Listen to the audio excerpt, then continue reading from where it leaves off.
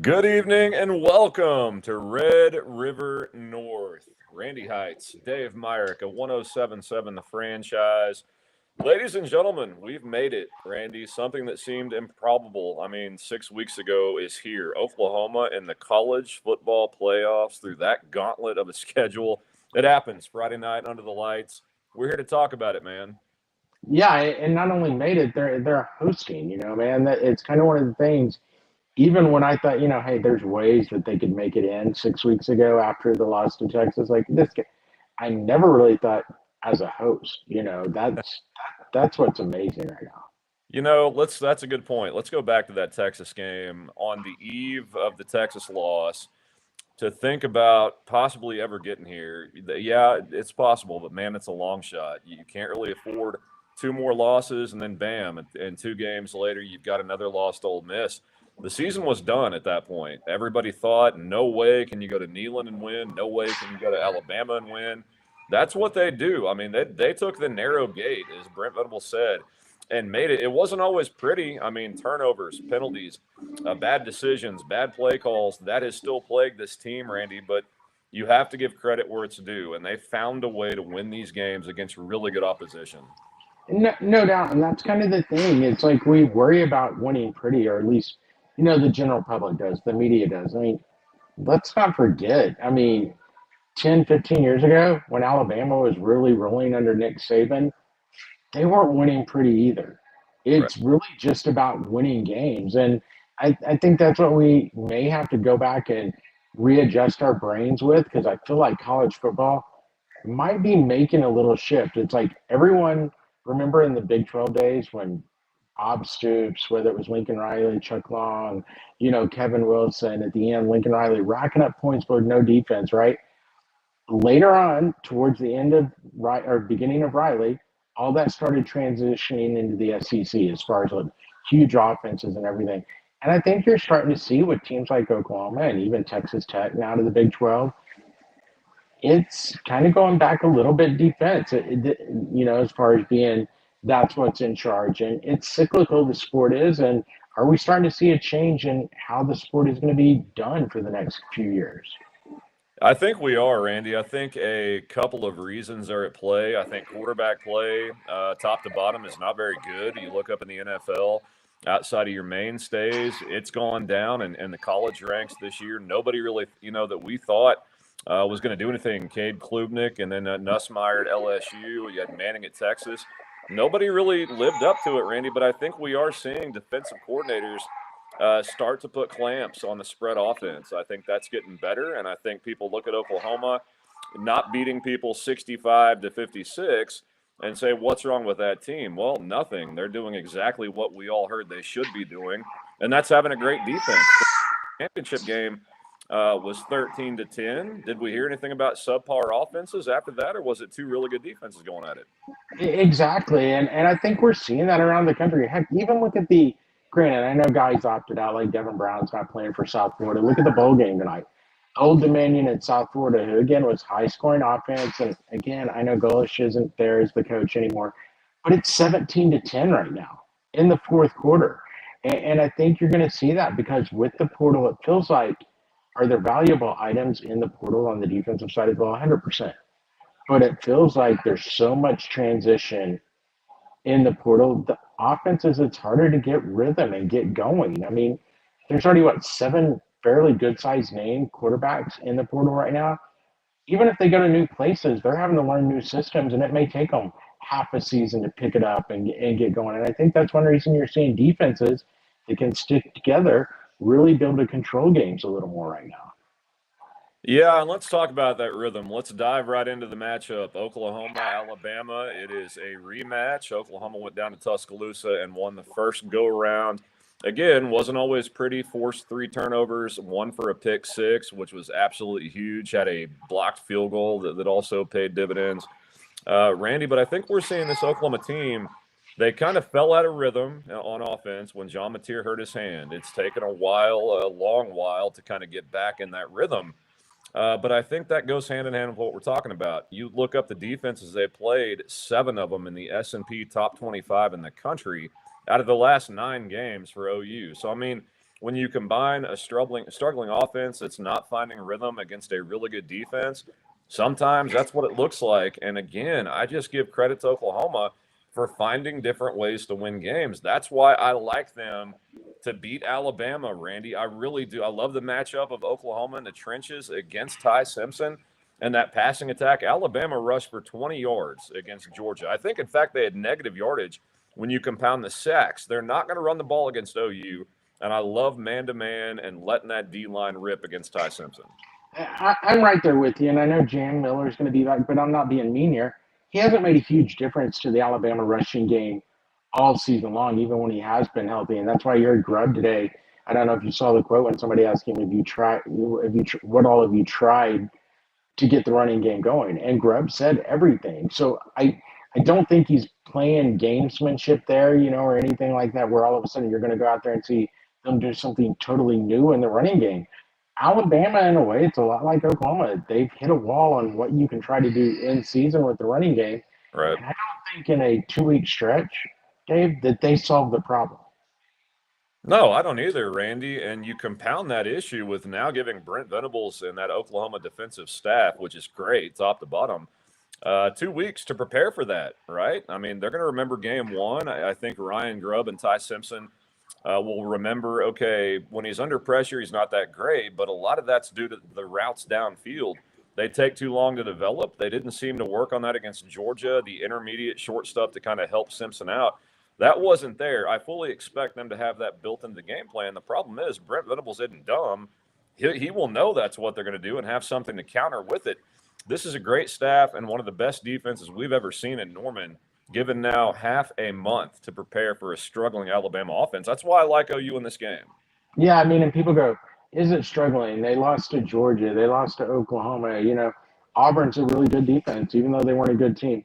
But also, when you talk about Simpson struggled, when they played, was it Eastern Michigan? I can't remember who it was. They played in the game right after Oklahoma, their FCS game. Simpson threw 2 interceptions in that game. He's kind of in his own head. And I don't know, again, it's another spot. I don't know if one bye week is enough to get him straight. And plus, yeah, there's all rumors about him being injured. And I know he's going through workouts and he's not listed on the report. And he might feel fine. But if he really does have a back issue, Dave, it may just take 1 sack or something, not to get him out of the game, but where, he's not throwing right or you're not doing right because of pain or whatever it may be. So there are so many question marks, I think, going into this game. For the first time in a long time, Dave, I actually think there's more question marks on the injury front and everything else on the Alabama side than the Oklahoma side.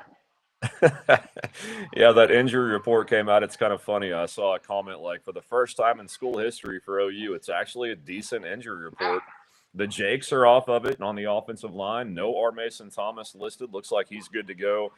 Xavier Robinson not on there in any aspect. Tory Blaylock not on there. But let's jump to the running backs, because that's been kind of a weird spot all year. I mean, Jaydn Ott, let's take him and put him aside for a second. He has not lived up anywhere close to what we thought. Xavier Robinson has kind of flashed, then got dinged up. Tory Blaylock really played well, then got dinged up. I think those guys are healthy now, Randy, but now you add Javante Barnes, a healthy Barnes that's really good as a blocker, kind of acts as a lead blocker as a fullback at times in that run game. He's going to play in this game, and now I'll take Jaydn Ott and put him back in front of the screen. I wouldn't be surprised to see Jaydn Ott get some carries. Call me crazy, it's just a hunch. At least if nothing else, and I know he dropped the one and everyone brings up the Texas game, even if nothing else, maybe try it in the screen game. Right. Just to get that athleticism out around the boundary in the new form of an option pitch, if you will. You always wanted those backs athletic around the tackles and everything. It wouldn't shock me to see him be there. Don't get me wrong. I think overall it's going to be Robinson and it's going to be Blaylock 1 and 2, and Barnes being the blocking back more in there. But yeah, I'm kind of with you. I mean, if they found something they think they can exploit from the first time when they played Alabama, yeah, I wouldn't be shocked to see not get 3 or 4 snaps in this game. I'm not going to go heavy on it, but yeah, just to mix things up. I mean, he's evidently still in good graces. He played in the not the LSU game, Missouri game. That's right. I mean, so, he's still in the good graces and he's still doing things. And so it wouldn't shock me at all. You got to get your athletes on the field. Yeah, you do. And I mean, Jaden Odd, how fitting would that be? Or just kind of weird if all of a sudden he makes a huge impact when it matters the most, right? Say he rips off a 90-yard, run off after a screen for a touchdown in this game. Is all forgiven with Jaden Odd all of a sudden with the OU fan base? I think it would have to be. I mean, during their biggest game on home field. I mean, we've talked about this week. It's not the biggest game. Like I've heard some guys go, it's the biggest game in OU history. No, That's not. If you want to tell me it's the biggest game in Norman ever, yeah, anytime you host a playoff game when it hasn't been done before, right. that's your biggest game, and yeah, at home. But yeah, I mean, if he goes out and performs in some form or fashion, I don't care if it's one catch for 50 yards and a score. I'm not saying it's all forgiven for Oklahoma fans, but I bet a lot of them will go, oh, whatever you thought negative him about it early in the year, and they win the game, and he had a 50-yard touchdown reception to seal it. 90% of the fan base would forget what happened the other 12 weeks of the season.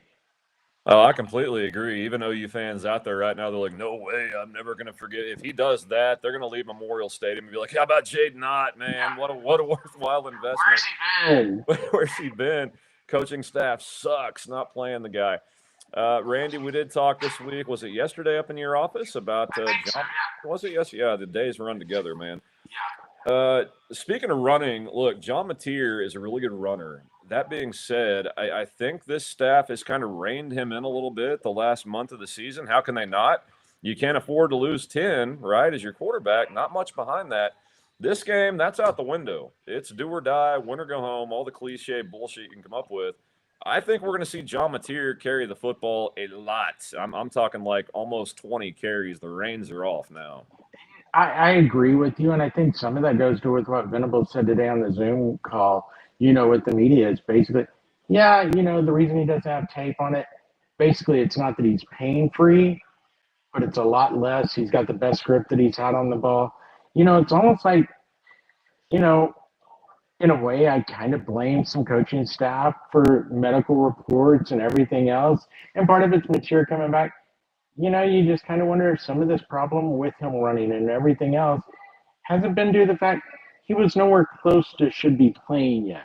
But Oklahoma was in a situation, they were in a playoff race. They were in a must win now. And it's not against Hawkins, I don't think. I don't look at it that way. A lot of people do. It just won't, any position, you want your best guys out there when you're in that spot. And I think they kind of, not forced him, but he forced himself to be out there and contribute in this game. And so I think this 3-week stint for Oklahoma has been really big for that offense. Yeah, no doubt, Randy. You got to think, we're talking about how good this defense is. Now compound that with they knew this entire time. I mean, they're seeing stuff behind closed doors. We're not. They probably saw that, like, this guy ain't what he was the first month of the year. It's going to be on us to win games.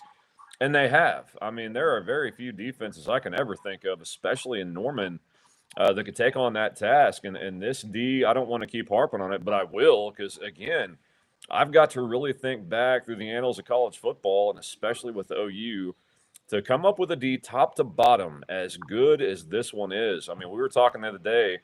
It's so good as a unit, right? There's not that one superstar you can point to like a Roy Williams or a Teddy Lehman. It's just everything works as a cohesive unit. That's why we didn't see a bunch of individual awards, SEC stuff. But top to bottom, it's one of the best defenses I've ever seen. Yeah, no doubt. And I think for superstar aspect and maybe depth, the ones that you can think of that could have been, that were just as good, if not better, might have been some of those, the ones you were talking about, the early 2000s, when you had on the roster a Butkus winner, a Thorpe winner, and Williams and Kalmus and Lehman, and the mid 80s when Boz was on the team. There's a Butkus winner, Ricky Dixon, a Thorpe winner. Those units were great, and I think it's hard. And Outland trophies, God, I forgot about those. The Outland Trophy winners who were on those winners. Those were talent. But depth-wise, I mean, we're talking defensive line 7, 8 deep. Defensive back, I think the cornerback position, you're talking 4 deep across the board, and that's with losing Gentry Williams. Right. I mean, and that's kind of thing. The depth on this team is what makes them, I think, almost scary to a lot of teams. Not like, oh, they're afraid to play this defense, but they know even if a guy leaves the field, oh, you got a chance to go exploit this or that. That hasn't been the case. It feels like even look at R. Mason Thomas miss what, 6 weeks, the last 3 weeks of the run that they needed to go win every game, that defensive line didn't fall off at all. And Jaden Jackson wasn't really healthy in that time either. And all they did was go dominate games. Just insane. No, that's been unbelievable. And the depth, we talked about it preseason, right? We thought this D line was going to be pretty good due to that depth, especially on the interior. Demonic Williams, Grayson Halton, Jaden Jackson, and David Stone. Excuse me, that four-man rotation. I mean, those guys would start anywhere in college football, and they're backing each other up playing in the same game. That is what has made this unit so special, in my opinion. Those four guys right there. You can have the edge guys, and you knew they were going to. Taylor Wine has emerged, and R. Mason Thomas' spot. But that interior that can get a pass rush, that can stop the run, that just opens up everything else on the back end. Linebacking play has been just superb. I mean, Kip Lewis, in my opinion, is a superstar, but they're so good top to bottom, you hardly hear the guy's name. Yeah, no doubt. And part of that's because Owen Heineke. Think about that. Look what he's done. And yes, Kip Lewis has been fabulous. But it's like, look what Heineke's done, filling in for Kobe McKenzie, and really even before then, playing such a vital role. Just as, again, that depth, that's another position. Linebackers across the board, Sammy, Kobe, Owen. I mean, look at that depth that they just keep throwing out there. And Kendall Daniels at the cheetah position. I mean, we won't talk about next year yet, but I mean, just when you think about it, I think Kendall Daniels is going to be the hardest position to replace next year because he's been that one type of cheetah that I think Brent Venables has been looking for since day one of getting back on campus. No, Oklahoma's been looking for that since Roy Williams. I mean, somebody big enough that's good in run support, yet can defend with the pass. Kendall Daniels has been that to a T. The guy has been one of the bigger aspects of this defense. And again, he gets overlooked often because how many playmakers are around him. Now, the back end, the safety spot, I do think there is a bona fide superstar. Peyton Bowen, to me, has become what we thought he would be as a five-star from Denton Guyer. He has developed to that level on the back end, just pure ball hawk instincts as a safety, just a football player. You're finally starting to see that in the biggest games and biggest moments with this guy. Yeah, no doubt. I think Peyton's played fabulous this year. And really, the guy coming in, I think over down the stretch in November, that has almost played as well as Peyton, and that's Robert Spears Jennings. Early in the season, I think, there was questions, and I thought valid questions, whether Powers should play more. And, you look at Spears Jennings, the way he played down the stretch, that makes for a lethal combination. When you have Jennings and Bowen back there at that safety position, A, they both level the boom, and B, play really good, decent pass coverage, which is what you need out of your safeties. And they're both really good in run support. So, yeah, I love what Peyton Bowen's done this year. You just kind of hope for Oklahoma's sake, hey, has he done too much where he decides, I'm going to the league next year? Yeah, at least Oklahoma's in a spot nowadays with NIL to make it enticing for Peyton to come back if he were to. It just depends what Grady's got. But, I mean, the guy is that good. I would hate to see him go, but wouldn't be surprised if it happens. The cornerbacks you just touched on, I mean, Gentry Williams, we all thought coming into this year would have to play and play a lot and be big time for this defense. Well, as it turns out, that wasn't the case. Eli Bowen has taken a step. Speaking of the Bowen brothers, I think he is one of those superstars on the back end, and opposite him might be the story of the season on defense, along with Owen Heineke. A true freshman, Cortland Guillory, and what he's been able to do to come in. That's probably the hardest spot to learn in college as a defensive back and have the athleticism to play it. And a lot of true freshmen don't do it, Randy. It's kind of like quarterback. You just don't see it very often, especially in the SEC. And Guillory made that possible to where losing Gentry Williams, who I thought was going to be a first-round NFL draft pick someday, you really didn't blink. You didn't really notice. Jacoby Johnson, also excellent when he gets time on the field. A lot of credit needs to go to Jay Valai and Brandon Hall in that back end. No doubt those two coaches have excelled, I think, with their units and what they've put together.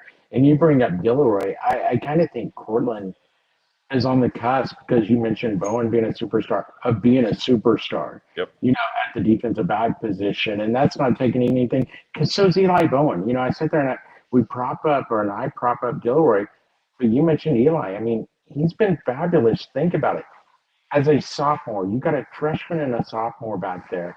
And when Gentry was playing, he was fabulous this year. But you got those two young guys back there anchoring the back end, and they have not played like young guys for the most part. And yeah, those are blossoming superstars as well on that defensive unit. And young, I mean, Eli Bowen, maybe Peyton comes back to play with his brother one more year. That might be the enticing And then aspect. they can both declare after next year. That's right. Well, I mean, I hate to look this far ahead. We got a playoff game, but next year, I mean, David Stone will be back. Jaden Jackson will be back. Demonic Williams will be gone. Grayson Halton will be gone. We didn't even mention him earlier. What the heck? Yeah. Grayson Halton. Yeah. Grayson Halton, hats off to my dude, Grayson, man. I mean, speaking of being overlooked on a D, this guy all year long from the interior, getting a pass rush, stopping the run, he has been an absolute menace up the middle. Yeah, no doubt. I mean, he's just one of those pieces again. And we've had this discussion. He's one of those pieces, I'm telling you, over the next 3 years, we're all going to see all these guys, I think, in the NFL in some form or fashion, even if they weren't superstars at Oklahoma, just like you look at the All-American teams and the All-SEC teams. I think, in a way, some of Oklahoma's depth has hurt some of those honors for players. It doesn't mean the guys didn't live up to it. It's just Brent's keeping everyone fresh, rotating them in and out, so they're not racking up the huge numbers. Like people like to put up stats of this guy compared to other schools, like other fan bases. Yeah, do you realize that guy took 20, 30 more snaps a game than a David Stone did in a game, or an R. Mason Thomas when he's healthy? They're rotating them out, and that just goes back to the depth that this team has and quality depth. Yeah, and that will hurt individual awards. What's up, Sooner Cowboy 706? Randy, I did an ESPN radio spot last night. Jake Wimberly, the afternoon drive, he asked me the exact same question. Jean Mateer, back at quarterback for Oklahoma next year. Does OU need to look somewhere in the portal to find what they're looking for? I will tell you what I told him. As of right now, no. I think a lot depends what happens this week and beyond, but I think they're set with 10 as their quarterback unless the exact right fit happens to come down the pipe and wants to come to Oklahoma. That's the only way I see it happening. I still say 0% chance they even pursue anyone. I think the only way they pursue anyone, I think it was Scott Miller from ESPN put out, Mateer is still projected a third-round pick, and if all of a sudden, say they just beat Alabama and they don't beat Indiana, and he's projected as a third-round pick, if I'm him, to be honest with you, I'd probably go to the NFL at that point. And the reason I say that, Dave, maybe he could work his way up to the second round. I don't think he's ever a first-round type guy, or anything like that. So if you look at it and go, I'm a third-rounder, that's probably where I'm going to top out. I had an injury this year, and I'm still a third-rounder. Do I want to risk coming back? I think that's the only way Oklahoma potentially gets involved in the quarterback market because, I think it's going to be more out of whack than what we've seen in a long time in that quarterback. As far as spending money in that IL, that if it's not a position you really need to go spend on, don't get involved in those bidding wars and go make yourself better in the positions you truly need to get better in.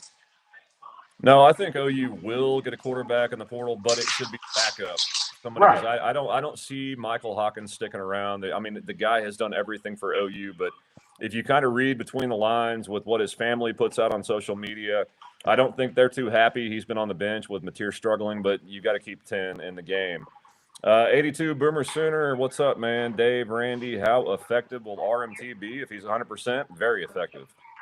I think a nightmare for Alabama. And I saw media members from Alabama kind of talking about, well, this is what Oklahoma did to Alabama without R. Mason Thomas. What is it going to be like with R. Mason Thomas? I don't think their media feels really good about it, when they just, not that they're rooting, but just in the sense of when they're breaking down the game. Sure. What's going to happen now? I mean, you put in a guy that I still think is probably a late first round, early second round draft pick back in that lineup. It's not a good picture for Alabama as far as their offensive line holding up. No, I mean, yeah, Taylor Wan has been outstanding, kind of filling in for RMT, but I've got a hunch we're going to see them both on the field at the same time. Now, R. Mason Thomas, if you've got a tackle that has really good lateral movement and is kind of quick, he gets held up like any other defensive end rushing the passer. The problem, Alabama's tackles are mammoth. They're just the type of guys that R. Mason Thomas owns. That they're really similar to Auburn's right tackle. that he whipped for the game sealing safety against Jackson Arnold. So I think he's going to have an enormous impact, Randy. The start of this game is going to be imperative for Oklahoma. You've got to get a lead where you can turn those guys loose, get the crowd behind OU, which I think is going to be electric, one of the bigger crowds or louder crowds we have ever heard in Norman, Oklahoma, and make it a nightmare for Alabama. But that start is imperative. Yeah, the start is so key, and it's one of those. I don't even think it means go out and score. Like get up 10-0 like they did out in Tuscaloosa. I'll tell you this: they get up 10-0 like they did in Tuscaloosa. I wave the white flag. I think it's over at that point in time because the snowball will be rolling. Because that would mean defensively or offensively, this team has went out and just done some special things. To me, it's just don't let Alabama get anything going and just start ball control, doing some things that has positivity. Where the fan base, because I do think Oklahoma's fan base this year. Look, I get being angry. I do also feel like they've been kind of super critical, and it's made sense, but hasn't, because I'm like, dude, you wanted a better offense. The offense has been better this year. It was never going to be a coin flip, a flip of the switch and be back to a top 10 offense in year one, and I think we've seen that growing pains. And if the Oklahoma fan base starts getting that near booing aspect like they did against LSU, that's not going to help this team at all in a playoff race. And that's going to give Alabama, I think, a little juice. Yeah, I don't think we'll see that, Randy, because it was circumstantial, right? You have to beat LSU to make the playoffs, so I kind of understand that angst, and it was a tough game to watch. I'll give the fan base that. Now they're here, and I think they understand you're playing a pretty good D in Alabama. You're not going to go score every single time. That being said, they've got to do something, the offense, to get the crowd engaged. You can't rely on a pick six. That doesn't happen every game. You can't rely on turnovers. That doesn't happen every game. This offense is going to have to do something, whether it's running the football, whether it's Mateer making a play. Isaiah Satania has been kind of the go-to guy, but I'll tell you what, Giovanni Gibson, to me, is starting to come on in his own out there at wide receiver. I can see him having a decent game and get Jaren Kanak back into the game. Got more questions? Who's y'all's X factor if we get back to the Rose Bowl and beat Bama again? Randy, you want to go first? Be the X factor against Indiana or getting back? Yeah, I'm trying to decipher that. If we get back to the Rose Bowl and beat Bama. Okay, I think he's saying against Alabama. Yeah, so the X factor to get back there, I really kind of think there's two guys, and you mentioned a lot of them, right? But I think one of the X factors, we saw him make a big play against LSU, and it's an offensive guy, and I think it's Deion Burks. I think it's a guy. I actually saw Todd McShay the other day. I wonder where his draft stock was. He has him still as the second or third round draft pick in the NFL draft, and I kind of think this is going to be that time for Burks to go. Maybe I haven't done everything I wanted at Oklahoma, but kind of a little bit of a skate in the game. That's kind of my X factor in Saturday, being in the screen game and everything, exactly how he scored his touchdown against LSU. Yeah, I can't hate that. I mean, Deion Burks, a world of potential. No, he's not had the stats to back that up, Randy, but quarterback play this year has not always been that great with John Mateer's injury. You just got to call it like it is. I got to go with my guy, Jaren Kanak, a converted linebacker to tight end we thought was going to be a novelty. He started off the season on fire. Anytime you're at a game and you look up, the guy's open. 12 is on the field, open somewhere. Whether Mateer sees him or not, that's a different story. But I think Jaren Kanak has to have a huge game underneath. Alabama's going to play a lot of 2 and 3 deep because they can stop OU's run with 6 and 7 defenders. That leaves room for Kanak to operate, and I think he's got to have a big game for OU to win. Yeah, I don't hate that projection at all either. He's kind of one that would have been my other X factor, because I definitely think he's a guy we're going to see. He was big in the offensive catching game early in the year. Yeah. I think we're going to see a little more of that offense we saw in the early part of the year before Mateer's injury. I think we're going to see some of that now, Dave. I really do. I just had this feeling, and I have for about the last 2 weeks, like, I don't mean like you're going to go explode and score 45 points, but I've had this feeling for the last 2 weeks. I think this offense is going to do some stuff, and move the ball. It's not going to look like the offense did the last 3 weeks of the regular season, even though they won the games. They're going to have to again. I mean, Alabama has not lost to the same team in the same season in 130 years. That's pretty impressive. It Now, is, but I love that stat. It's happened like 4 times, I think they said. You know what I mean? It's like you yeah. don't play each other twice in the NFL. For ESPN to throw that stat out there, I'm like, are y'all desperate to try to build this up more? Because I'm like, yeah, before, especially before conference championship games, Dave, Yeah. how often did potentially you have a second matchup? Dude, I'm I like, don't even think. I mean, there's some mental stuff to this, right? Yes, we've all heard the cliche. It's tough to beat a team twice in the same year. On the flip side, I think Alabama's players and coaching staff, Oklahoma's got to be in their psyche a little bit by this point, Randy. They have dominated the Crimson Tide in back-to-back years. well, exactly. And I don't care what's being said out there. I mean, I saw today, even, God, Bruce Feldman, today, still talking about DeBoer to Michigan. I mean, I knew we couldn't go a whole hour without saying Michigan at some point. I think it's part of the, to your point, not only a coaching staff. I think there's a reason. Yeah, he kind of said a Riley thing. I felt like, I'm going to be coaching Alabama next year. Okay, yeah, you lose this game on Friday. Yeah. That fan base, I'm not going to say they're going to fire him, but he may go, did I say I was going to coach here? And wait, Michigan's offering me. I got to go. And I think you're going to see that coaching staff, their minds are in a lot of spots right now. I don't think they're rock solid. And I think they're focused on this game, but how much of is a DeBoer maybe looking off to the left or to the right out of another job out there like Michigan? Because I think there's still dominoes to fall in the coaching searches this year, and part of that falls back down to Alabama.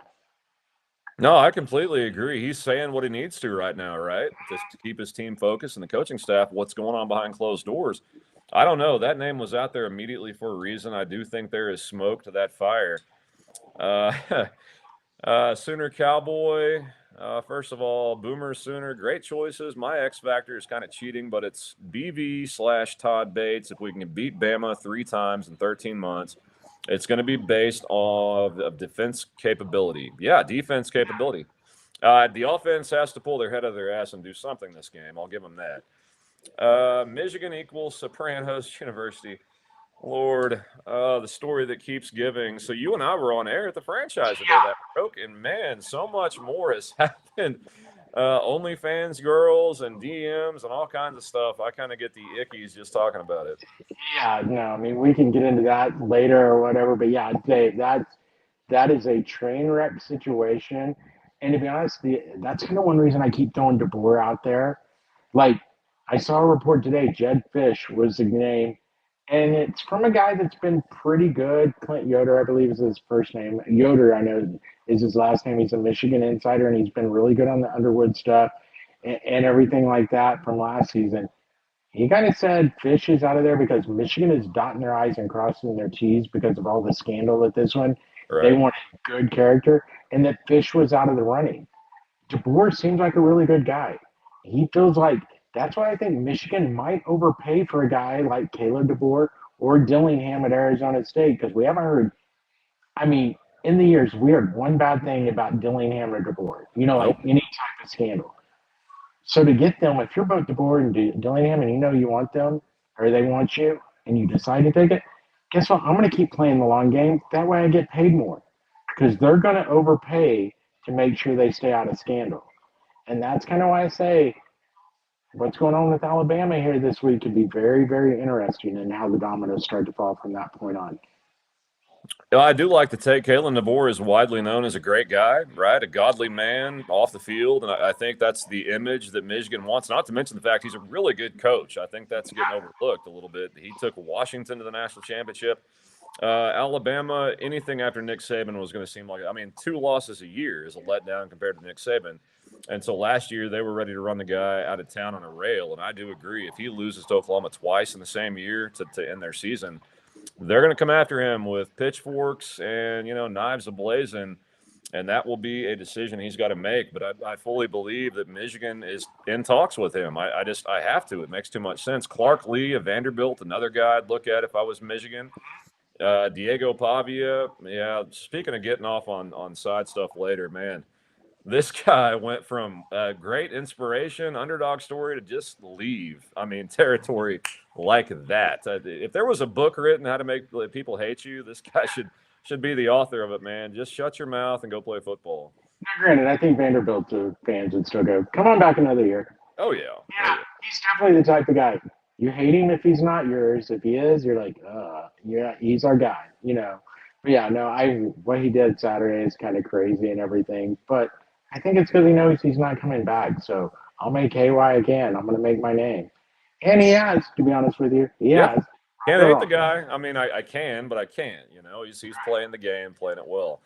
Boomer said, I still believe BV Bates can throw different looks. Yeah, I don't think you were with us to start the show. We kind of talked about that. Oklahoma, a lot of different pressures, 5 and 6 man pressures at Alabama. It got Ty Simpson uncomfortable because all their routes were way down the field. They didn't really have underneath stuff for quick hitters. I do think they'll adjust to that. Anybody with a brain would. The problem is, yeah, now it's like playing chess. It's moving pieces around the board before your opponent.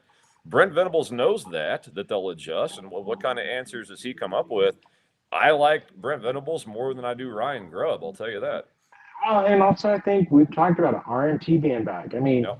not that Wine wasn't good enough or any of the other defensive end, Marvin Jones and all this to get pressure on there, you know, but all of a sudden you have that extra piece that is an elite pass rusher.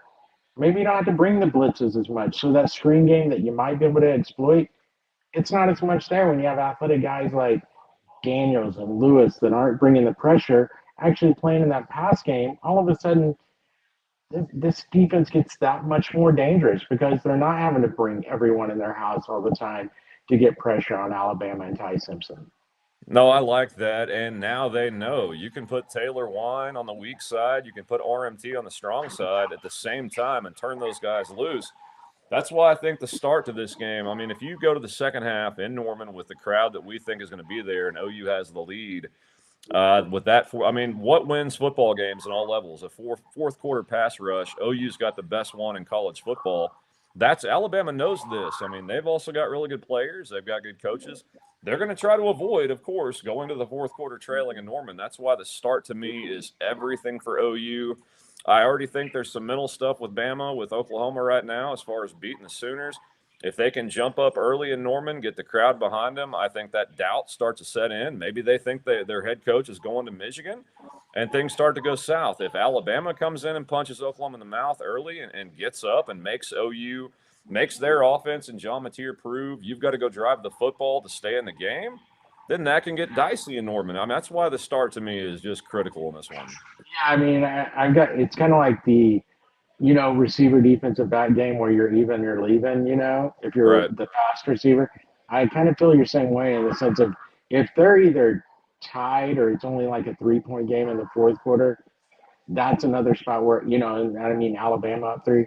I kind of feel like game over. Oklahoma going into the fourth quarter, I feel really good about what they'll be able to do pass rush, forcing turnovers, getting things going, and winning that game, at that point, just because it's going to be a mental thing for Alabama, especially at that point if it's close.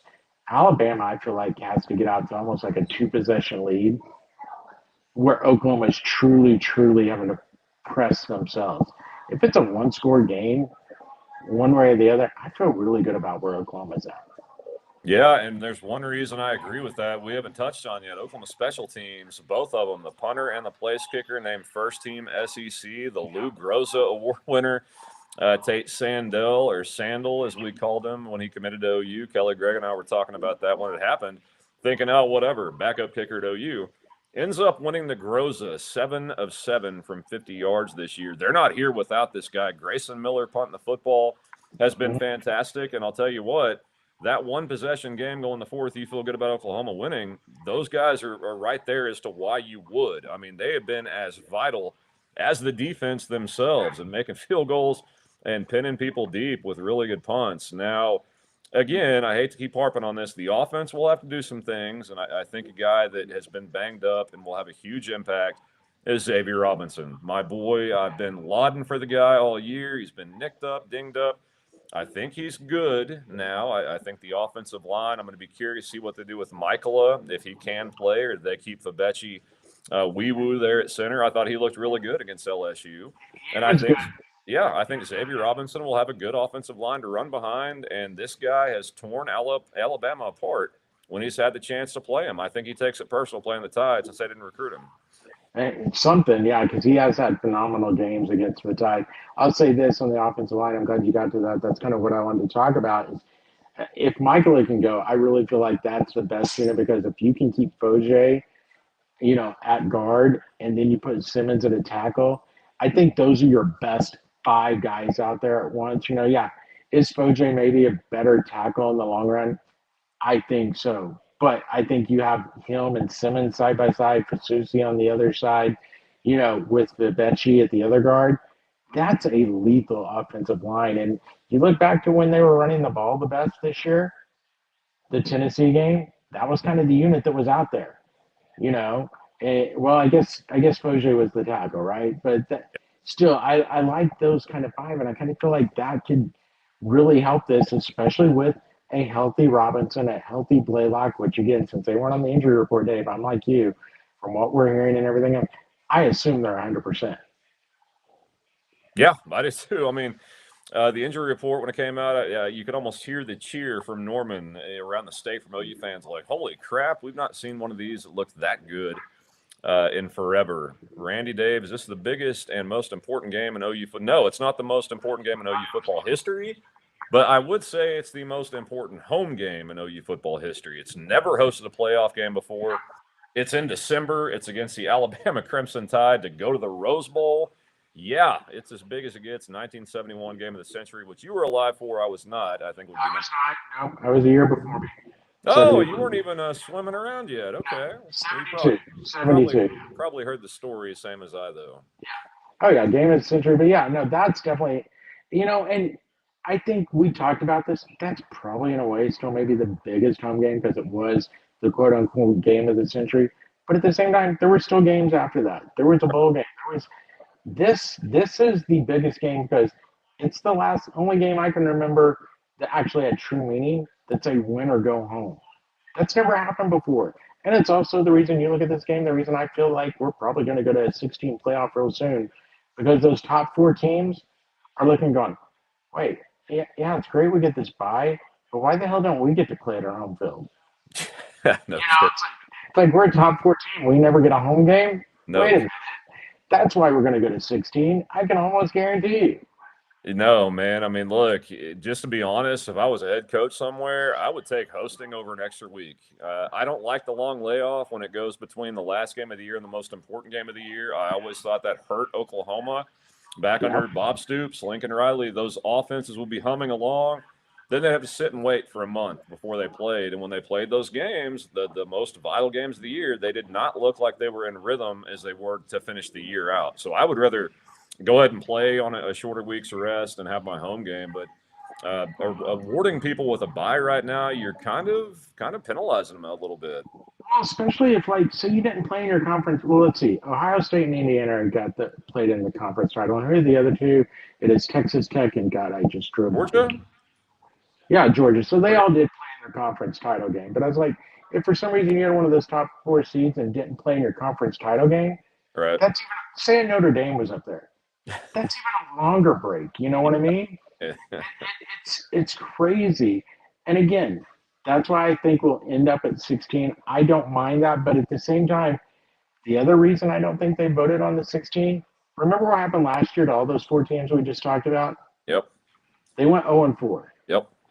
I will almost guarantee you a 16 playoff after this year's playoff, even if it's a 2-2 record, because every coach, every athletic director that's involved in those decisions are going to go, wait, it does me no good to get a first round bye because currently those teams are 2-4. You know what I mean? It's like or 2-6. They're going to be like, no. Let's get it where we're even and we're all playing week to week because the bye is doing no one any good.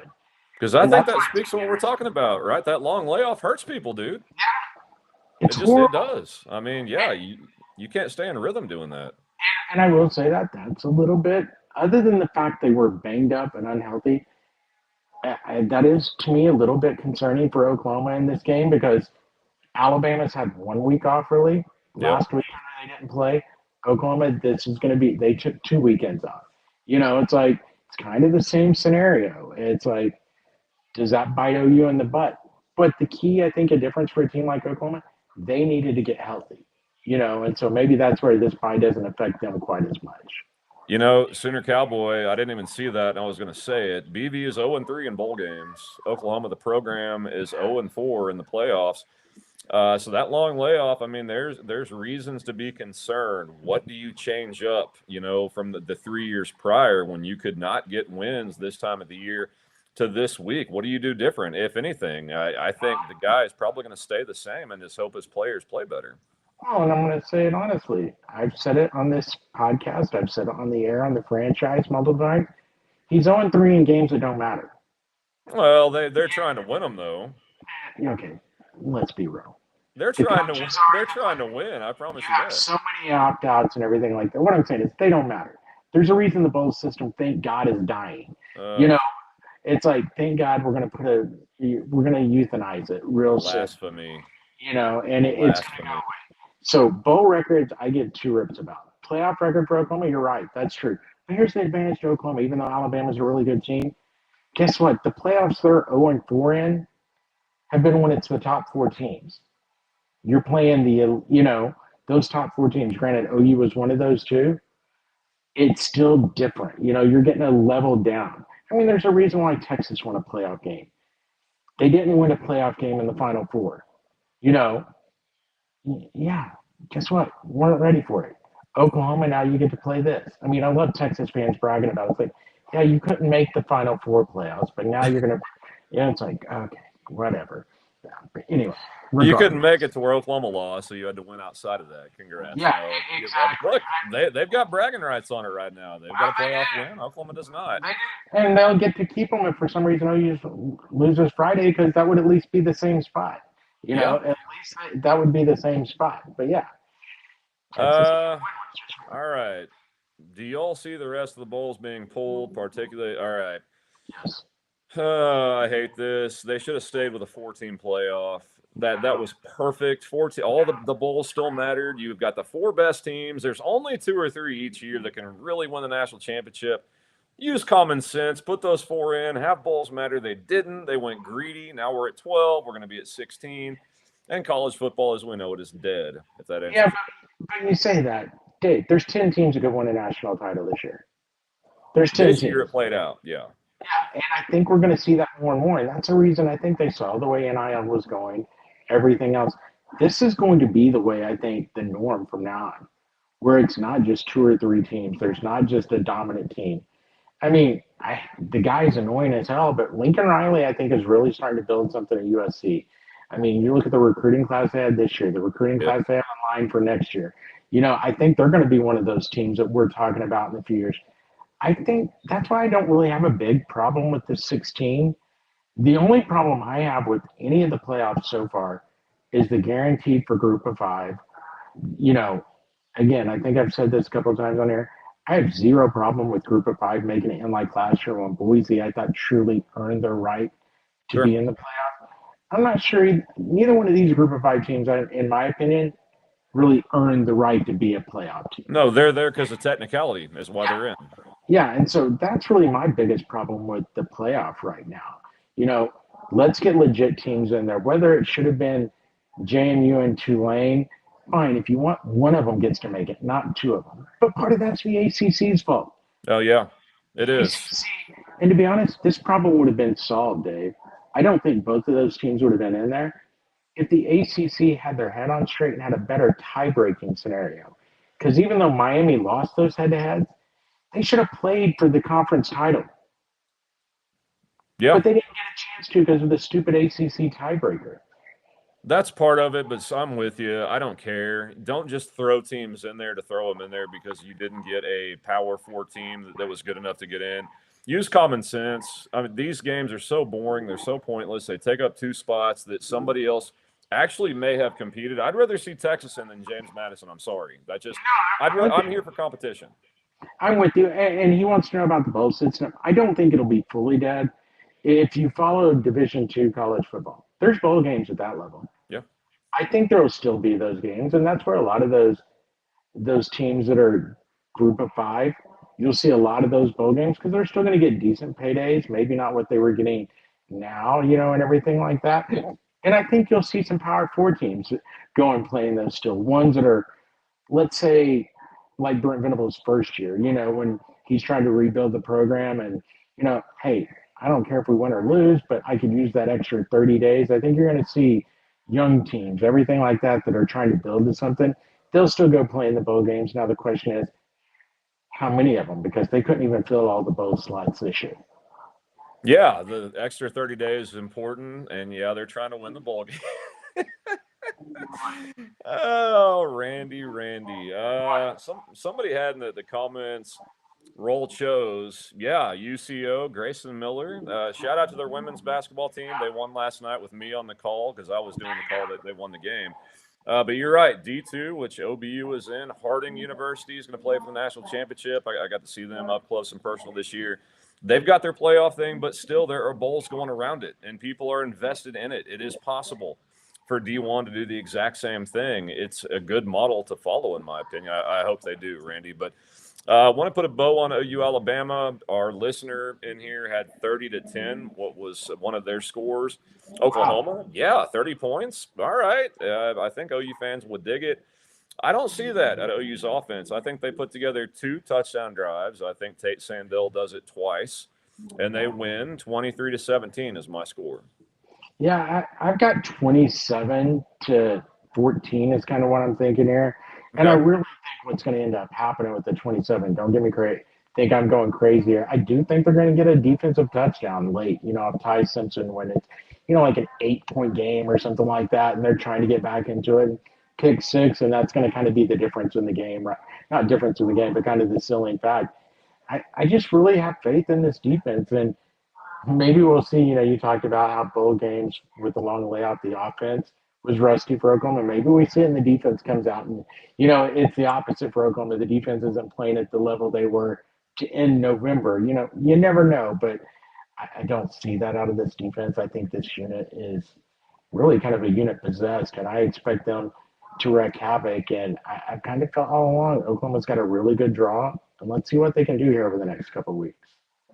Yeah, the next couple of weeks. It starts this week. Alabama under the lights.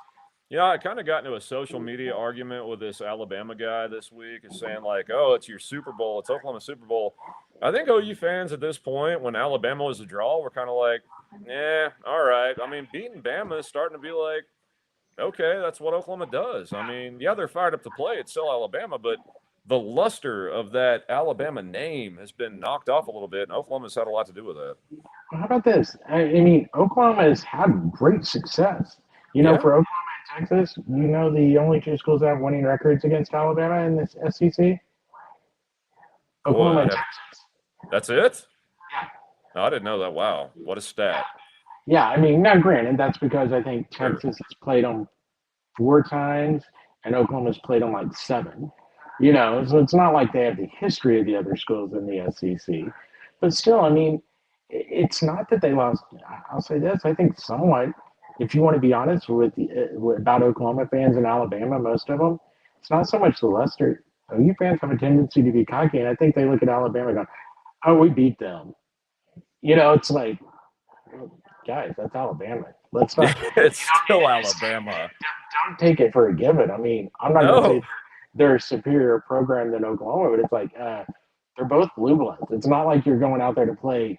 I'm watching University of Louisiana. It's not University of Louisiana rolling into town. Yeah, they didn't draw the James Madison draw here, y'all.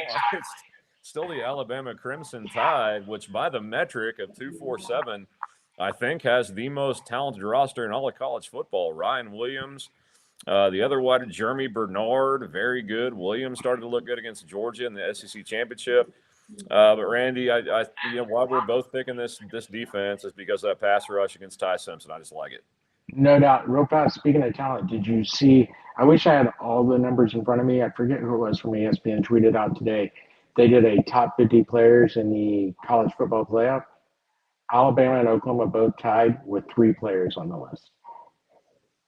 Okay, so out of Oklahoma, I assume 2 were on defense. I didn't see who they were, but I believe it was R. Mason Thomas. Oh, you know who the highest rated one? I do remember this because it caught me off guard. I know R. Mason was one. Who was another one? And the highest rated one. And I'm not gonna give you, and I want you to guess it because they don't Okay. have to be draft eligible. This is just talent, right? Okay. God, who was the other one? Titania, was he on there? Yeah, it was. It was R. Mason and Satania. I'll be honest, I'm not being a hater because I really think the guy is a great player. He was ranked 30th overall. For Oklahoma. Yeah. Offense or defense? Defense. 30th overall on D, and you Yeah, didn't see. R. Mason was 43, I think. Whoa. What the hell? Eli Bowen. Nope. Oh, man. Tell me when you want me to give it to you, and I'll let you know because I was a little speechless, Brian. What, is he a starter? Has been. Okay. Oh, man. Won't be this week. DB or defensive line? Defense line. Defensive line. I'm telling you, Marvin Jones. Nope, you're not going to get it. I'll be go shocked. ahead. I don't know. Teller won. Really? Over R. Mason Thomas? That was me. That's why it's like I wasn't being a hater, but I'm like, No. I was like, that was they tweeted out that those were the three. I'm like, I've got to go back and find the story because I got to believe somebody looked at it wrong. And that's nothing against Teller, but I'm like, well, hello, recency bias. Exactly. I'm like, what the hell? I didn't see that's that. not being hateful. But No, Taylor Wine's awesome, but R. Mason Thomas has been doing this for 2 years. I mean, wow. I was like, what? Yeah. Anyway, Well, sorry. that's crazy. Only law the tight end Cuevas. Yeah, that dude absolutely killed OU down in Alabama. I think I saw he's going to play. Then he was popped up on their injury report tonight. I didn't see. Was he still listed as questionable tonight? Yeah, he had a Q next to him. But one of their beat guys said he's going to play earlier today. Well, that's because that's what DeBoer said. Okay, so gamesmanship going. I would assume he's going to play. I think what it is, and we had a couple of Alabama guys on so far this week in the franchise, and they even said they feel like he's going to play. They just don't know how well he's going to be able to cut on that ankle and everything like that. So it's kind of like one of those, it's semi-gamesmanship, like he's going to go out there, but they don't expect him to be what he was like when he played Oklahoma, and was such a factor. And then the other thing with that today, you talk about, again, DeBoer said he's going to play. There was video of him. He's wearing a black jersey in practice today, which is the non-contact jersey. So it is definitely some gamesmanship going on in Tuscaloosa right now. Well, I mean, Oklahoma hadn't forgotten about Cuevas. He was like the lone guy that tore him up on offense. They'll probably have something for him. Thinking back to that game, a couple of similarities, Tennessee, Alabama. I think Oklahoma was fine with that stuff between the 20s, whether it was Cuevas or anybody else. They're fine giving that up. Then they bow up in the red zone and force a field goal or just take the football away. Having games where dudes have some yards, I don't think is that big of a deal to Oklahoma. The points on the board at the end is what counts, and we both think Oklahoma is going to beat Alabama in Norman Friday night. Well, and I'll say this, you talk about the yards, and they were a lot. But you go back and you take out the first quarter, which you can't. That's why I feel better about this defense. It's like Brent, I think, figured something out, and we talked about it. He gave Auburn a blueprint. He gave Georgia a blueprint on how to handle this Alabama team offensively. But you take that first quarter out, it wasn't that big of a discrepancy yardage-wise. Alabama did most of that in the first quarter and a half of the game. Yeah, I mean, that's exactly right. The adjustments, that's been something else this year, Randy, that Brent Venables' adjustments at the half and later in games has actually been good. I mean, you can't really point to anything on the defense negative. I liked all the moves in the offseason he made, bringing coaches in. Wes Godwin turned out to be really good. The other linebacker coach he brought in, I forget his name. Oh, God. Yeah, I know. Two old guys trying to come up with a name. I don't remember, but yeah, the coach. Nate Dreiling. Yeah, Dreiling. That's it. Yeah, both those guys, linebackers, done great. Jay Valai and Brandon Hall at the safety, and of course Todd Bates. That guy, when he came with Brent from Clemson, man, oh man, what a steal that was for Oklahoma. But I think they get the dub. Randy thinks they get the dub, and we will be back to talk about it all next week, regardless how it unfolds, right here on Red River North. Randy, anything you want to wrap up with? I think that's it, man. Hopefully, and nothing against the teams, but hopefully we don't have to dive full-fledged into basketball next week. No shit. Well, if we have to, we will, but I'm with you. Hopefully we got more football to talk about.